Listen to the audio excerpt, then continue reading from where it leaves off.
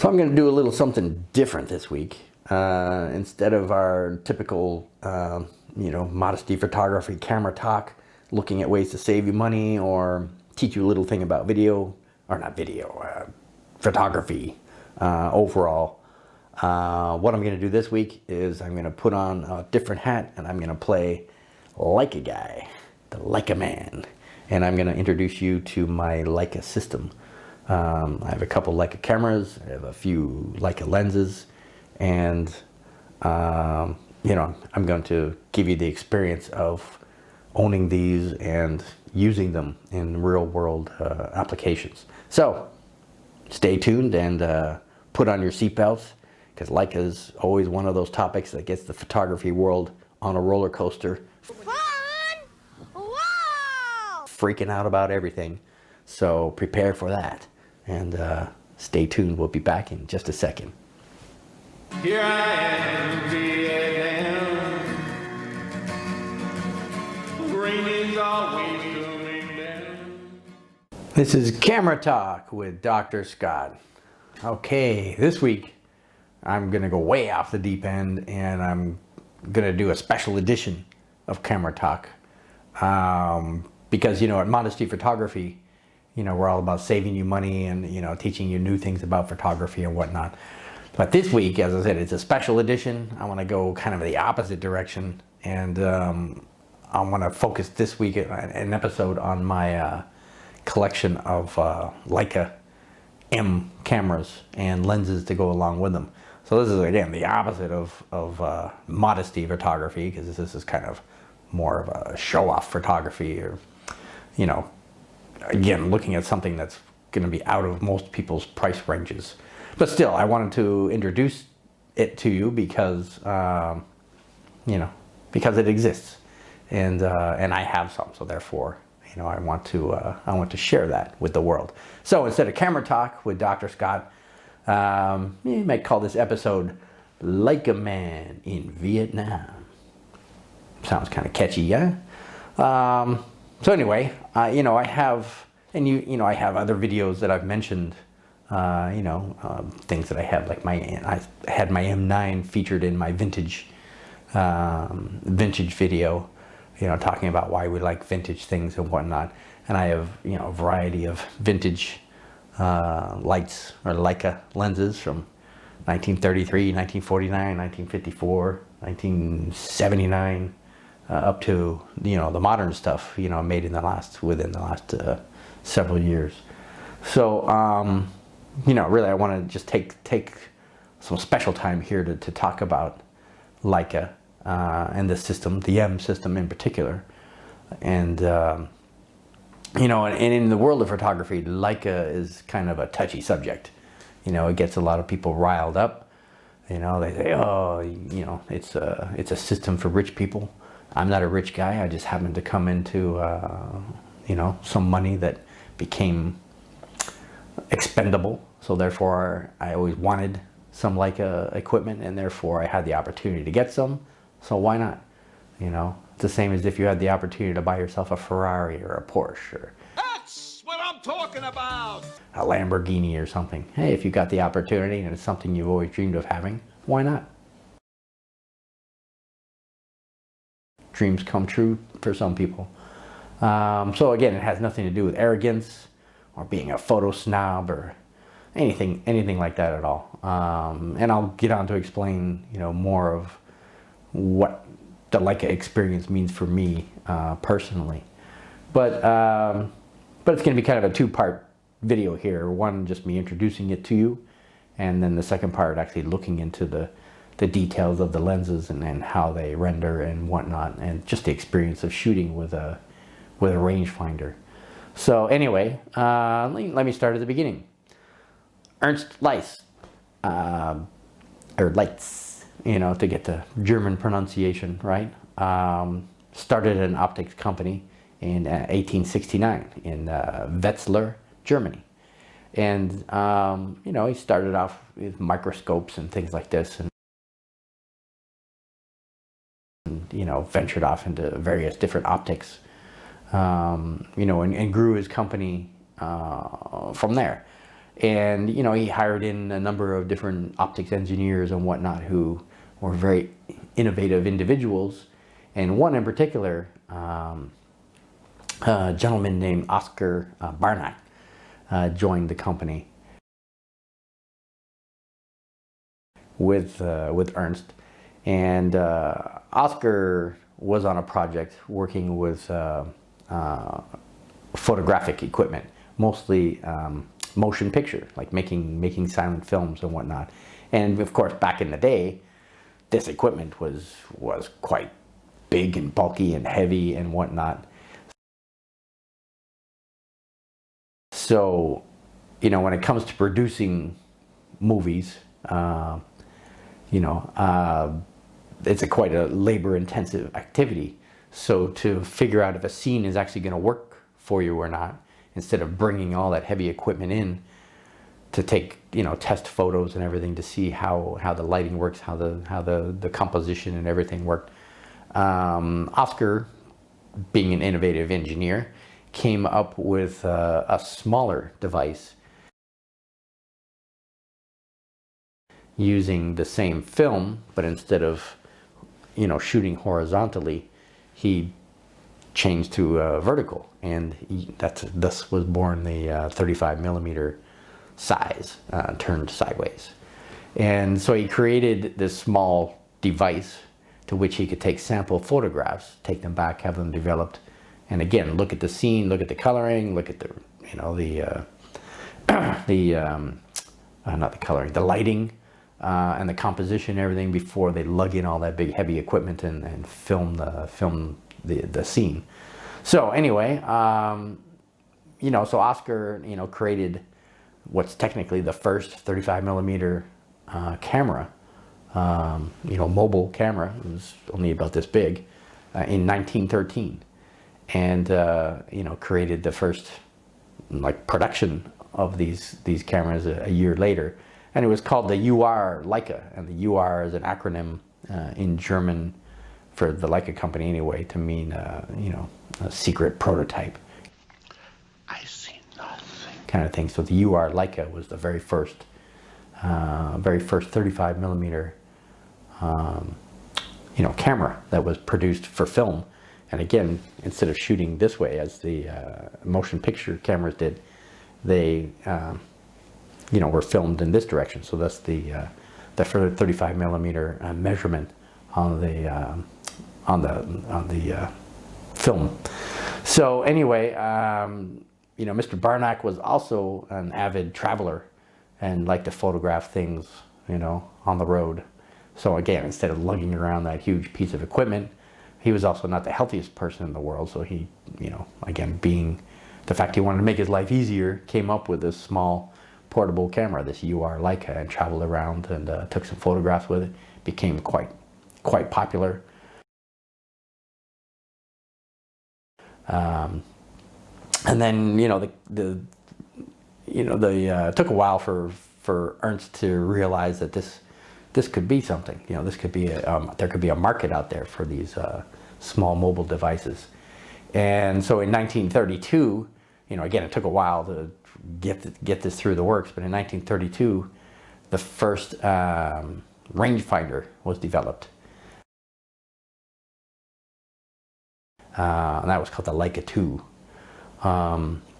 And they also used a different kind of mount too. They had a 39 millimeter thread screw mount. So they screwed the lenses. You know, the Sumar here is an example of that. You know, it has a threaded mount on here. It has a bayonet adapter on there now for the M mount adapter, but underneath there is a screw mount. Screw it on, screw it off into the L2 or the Leica 2. So anyway, they developed, you know, cameras throughout, and the most popular one, of course, was the L3. That's the one all the famous photographers, you know, the Cartier-Bresson and whatnot used throughout their early careers. And so it was a very famous camera, used by a lot of people, sought after by a lot of people. But Leica was also, pioneers in many other things too. They were, the first ones developing aspherical lenses, production lenses. They were the first ones to use rare earth elements into their glass. And multi-coating was another thing too. Coating the lenses for various purposes was being, used by Zeiss and a lot of others out there. But Leica was the first one to get multi-coating in there for various reasons. So in 1933, again, the Leica 3 was another groundbreaking camera because it was the first one to offer a slow shutter speed as well as fast shutter speeds, 1/1000th of a second shutter speed. And, again, made everybody go, oh my God, this is the camera to have. So, again, it helped launch, Leica really up into the stratosphere of photography as far as production cameras went and whatnot. And then the M series came along, 1954, and M stands for Messsucher in German, which means rangefinder, but that's where the M, came from. And the first one in 1954 was the M3. That was the model that came out. And it's kind of weird when it comes to the M family of cameras because we had the M3, and then later came the M2, later came the M1, and then jumped to the M4, and 5 and 6 and 7 and so on. But, it was just kind of an odd order of things. But the M3 was the groundbreaker out there for the rangefinder, and again, sought after camera. Everybody wanted these things. But those were all film, of course, and I don't shoot film, so I don't focus a heck of a lot on those older cameras. They would probably be cool to have up in my collection. I've got some old Rolleicords and some Kodaks and Yashicas and Shinans and whatnot, film cameras, Voigtlander. But I don't use them for film because I don't shoot film. I'm a digital guy. It's kind of when I got into photography, digital already had its foot into the market, and so that's where I came in. So the very first digital Leica was in 2006, and it was the M8. So the M8 was a mirrorless camera, but it was also, it was only 10.3 megapixels, and it had a 1.3 crop factor, so it was a small sensor. But it was still, again, groundbreaking for Leica to get into the market in that regard. And then they had a second rendition of the 8, and then moved on to 2009. Actually, September 9th, 2009. So 999 came out with the M9, which was a full frame digital camera, which is the one I have here. So, this M9, again, being full frame was something new for Leica, and it was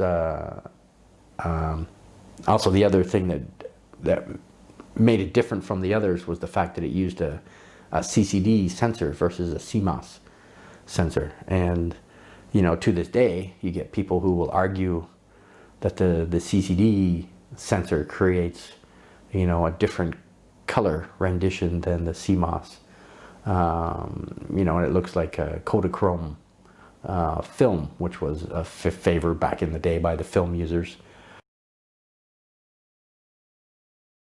But it's the first one I got, and as part of, if I want to flash back to modesty photography and saving money, it follows my philosophy of not buying things brand new because they're expensive, and even used they're slightly expensive. But I got this. The M9 was the first purchase, and it was just under $2,000, and again, in the camera world, you can get a brand new camera for that, but it's not a Leica. As I said, I'd always wanted a Leica. I'd heard about them. You know, I've picked them up at camera stores, and that's the thing that happens to you when you pick up a Leica and you feel it in your hands and you feel the weight of it and the structure of the camera and whatnot. It kind of haunts you after a while, and you continuously think about it, and then you start to lust after it. Oh, behave. Yeah. And there's a lot of people who have had Leicas and they didn't like them, so they sold them and they went back to DSLRs, you know, or mirrorless, you know, systems like the Sony. You know, I don't, you know, just because I have Leicas doesn't mean I don't shoot with anything else. I mean, we're filming right now on a Canon M50, which is actually a better camera than this, but it was only $500, and it's great for filming. You know, still shots, it's okay, but it's also another crop censored camera. But I also have two Sonys. I have the original A7 and I have the A7R2, which is a 42 megapixel camera. And again, for the price that you pay for these, I could get a couple of those. Or I could get the latest, greatest A7R4 or whatever with 1,000,000 megapixels, but you know, 42 is plenty for me. Definitely don't need to be hogging my files with that many megapixels. So anyway, the M9 has an 18 megapixel sensor. So again, in today's standards, it's not that impressive, but 18 is still plenty. 18 just still takes some great photos. So anyway, so that was 2009.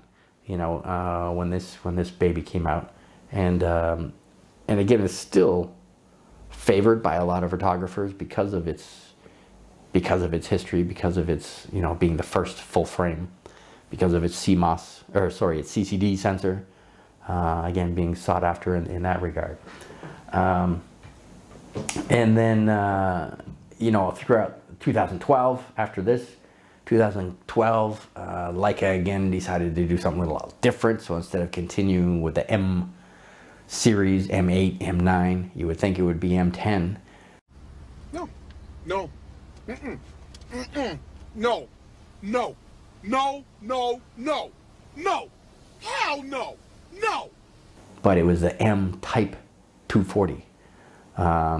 So it was, you know, they were going off. They're kind of like following the Porsche, you know, Type 911. You know, it was an experiment. And they also experimented with video. So this Type 240 in 2012 had a video feature. But what that had caused too is that the body of the camera obviously had to get bigger to be able to support that kind of technology within the body of the camera. And it was popular for its time. You know, a lot of people still like it, especially video shooters want to use it for that. But you know, true just die-hard photographers who don't really care about video will buy a camera for video, kind of like what I did with with my Canon M50. You know, I don't really use that for shooting stills, but I use it for video. But anyway, some people still like the 240, and therefore they still make it, they still sell it. But in 2017, they upgraded and also went back to basics, you know. So their M9 followed by the 240 became the M10, which is this one. And the M10 again went back to basics, so they actually got rid of the video feature, and now it's still it's back to a stills camera.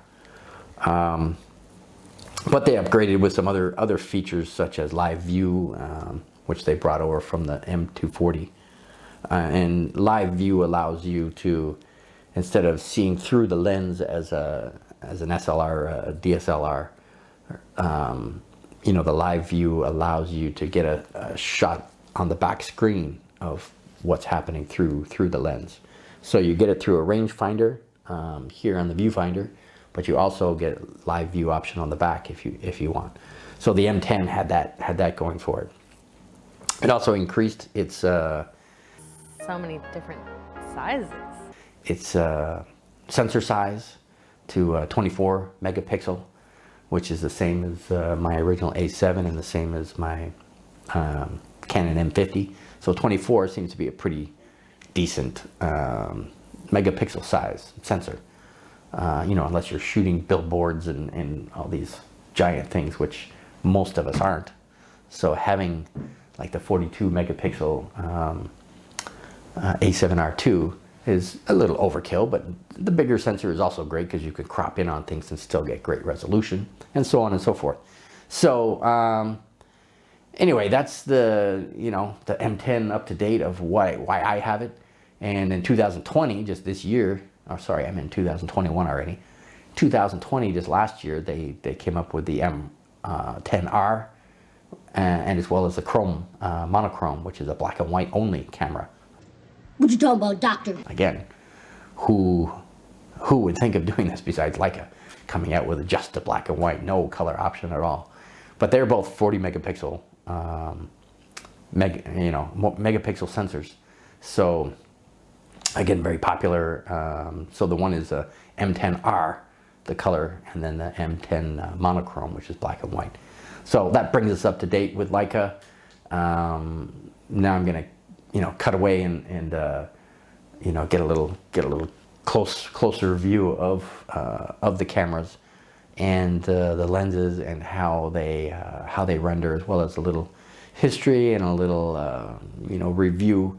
Obviously not technical review. I'm not going to take any pictures of brick walls and look at straight lines and zoom in on things, and that you can look at other videos for that kind of stuff. I'm just going to give you an experience rendering review of the cameras, the lenses, and what they mean to me as a photographer. So let's break away and get into that. So I'll be back in just a second.